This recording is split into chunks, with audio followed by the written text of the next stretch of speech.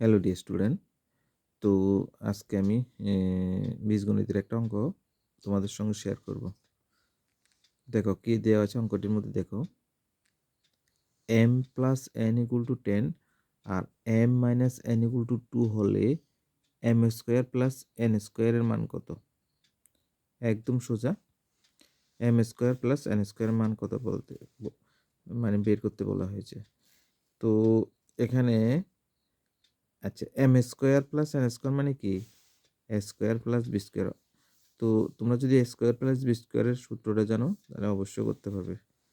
তাহলে আমরা এখানে লিখি M square plus N square equal to কত? তাহলে এ স্কোয়ার প্লাস বি স্কোয়ারের সূত্র হলো, দেখো এ প্লাস বি হলো স্কোয়ার মানে M plus N whole square by 2 plus M minus N by M minus N whole square by 2। এটা হলো সূত্র। তো সেম এর উপর থেকে মানগুলো আমরা এনে বসিয়ে দেব।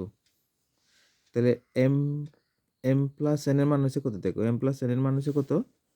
10 আর এন মাইনাস এন এর মান হচ্ছে কত? 2। তাহলে এখানে মানটা বসালে কত হবে? এখানে কত আছে? 10 হবে, 10 স্কোয়ার বাই 2। সেমভাবে এম মাইনাস এন এর মান কত? এখানে 10 M plus N square, M plus N এর মান হচ্ছে 10, তাহলে 10 স্কোয়ার বাই 2 আর এম মাইনাস এন এর মান হচ্ছে 2। তাহলে এখানে হবে 2 স্কোয়ার বাই 2। তো 10 স্কোয়ার মানে কত? 100 বাই 2 আর 2 স্কোয়ার মানে কত? 4 বাই 2।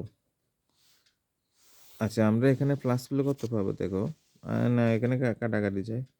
এখানে হবে 50, এখানে হবে 2। তাহলে 50-র সঙ্গে 2 প্লাস করলে কত হবে? 52। তাহলে এটার আনসার কত? 52। এটাই আনসার।